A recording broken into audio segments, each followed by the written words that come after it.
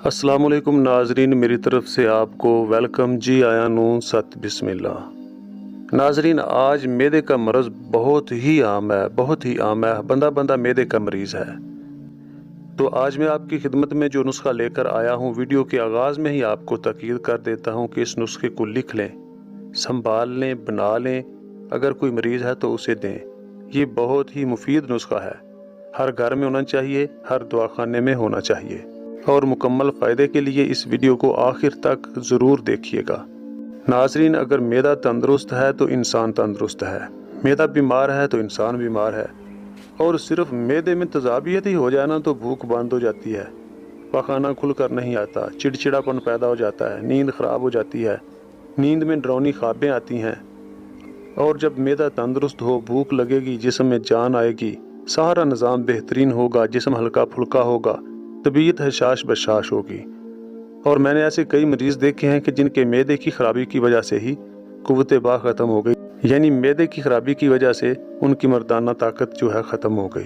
तो अगर मैदे का इलाज ना किया जाए तो मसाइल बढ़ते हुए बाज़ औक़ात इस हद तक जा पहुँचते हैं कि इलाज ही मुश्किल हो जाता है। असाबी कमज़ोरी हो जाती है, जिगर सही काम नहीं करता, चेहरे की रंगत पीली हो जाती है, खून की कमी हो जाती है, बाज़ औक़ात चेहरे पर स्याह दाग धब्बे पैदा हो जाते हैं। आप ये अंदाज़ा करें कि अगर कोई बंदा अल्लाह ना करे तबखीर मैदा का मरीज़ हो जाए, यानी उसकी जो मैदे में गैस है वो नीचे की बजाय ऊपर को दिमाग को चढ़ना शुरू हो जाए, तो उसका दिमाग सही तौर पर काम नहीं करता, उल्टी पुल्टी बातें करेगा और अजीबोगरीब मामलात बन जाएंगे। तो अगर मैदे के अमराज का बर वक्त इलाज ना किया जाए तो वो रोग बन जाते हैं। आज मैं इन मैदे के बहुत सारे अमराज के लिए सिर्फ एक नुस्खा लेकर आया हूँ, और वो इतना उम्दा है कि इंशाल्लाह उसके इस्तेमाल से आपके मैदे के बहुत से मसाइल जड़ से ही ख़त्म हो जाएंगे। मगर वीडियो को शुरू करने से पहले मैं ये छोटी सी गुजारिश करूँगा कि हमारे चैनल को सब्सक्राइब करके साथ मौजूद घंटी के निशान को ज़रूर प्रेस कर दें, ताकि हमारी हर नई और मुफीद वीडियो का नोटिफिकेशन आप तक पहुँचता रहे। आपने चंद चीज़ें पंसार स्टोर से लेनी हैं।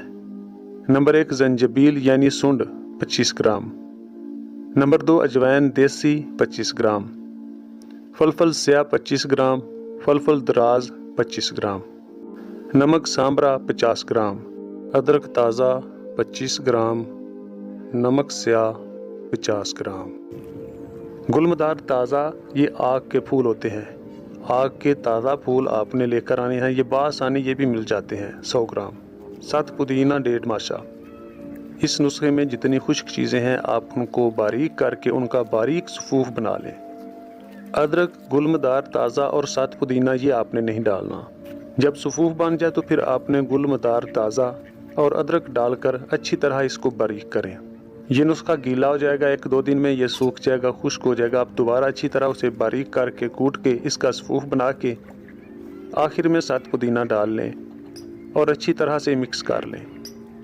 आपका नुस्खा तैयार हो चुका है, आप इसे संभाल कर रखें। ये नुस्खा आपने खाना खाने के बाद एक उंगली और अंगूठे की मदद से एक चुटकी भर दवाई है ये मुंह में डालकर ऊपर से पानी पी लें।